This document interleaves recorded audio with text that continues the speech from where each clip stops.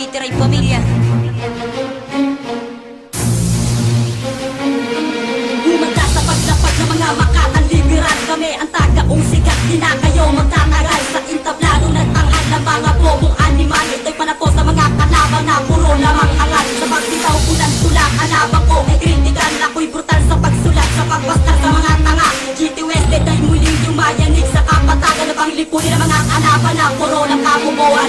Handa ka na bang sumabay sa mga Makatan? May taglay, walang humpay sa pagsagupa sa amin. Di ka makakasabay, nakakarindi mga awitin nyo at puro lamang ingay. Cavite Ray Mistrete, isang bagsakan na matitibay. Sa puna naman ng mga bobo sa muli kong pagsalakay. Ang awitin kong ito ang natatangi kong patnubay. Bibitay ang mga kalaban na sa amin nagkasala. Katumbas ng mga salita ay barel lamang at bala. Kapapalaga ba sa mga katanggap, bibitaw ko sa harapan ng mga kalaban na sinisilaban, sinusunog ang kanilang kaluluwa. Sa ako sa pangalawa na may tila na pandigmaan. Tatapat ka at sasabay ka sa mga Makatang pagtubaan. Ang lahat ay tasamaan, gamit ang aking mga salita. Surog ka sa akin na para kang tinatapakan ng aking paa. Oo ako, wala nang iba, bakit sino ba napapakinggan sa larangan na to? Sa ating dalawa, sino ba ang mahihilitan? Mananati ka na mga tagapakinig kapag kalaban at pagtutuos mula sa Diyos ng mga Makata. At sa ngayon, di pa ko tapos. Daka na ba sa bayan ng mga salita? Pinapabilis, pinapatulin, walang tanga sa larangan na to. Kundi kayo lang mga ungin. Bang, sa pula naman ng mga Makatang walang kwenta. Dun kayo mas nababagay sa mga tulad yung basura. Sa aking wag ka nang umasa na makakaisa ka. Mga tanga na walang puwang magsialis na sa aming kultura. Pinakita ngayon aking lakas sa pabalakas ko sa balagtas na iwabakas. Ang tagi kong lunas, upamakas ako pa maabukas. Binasbasan ako upang saksihin ng mga Makatang hindi pa akma. Kundi ka sa kayo lumipat sa nayo pagkat ako ang batang pinadala.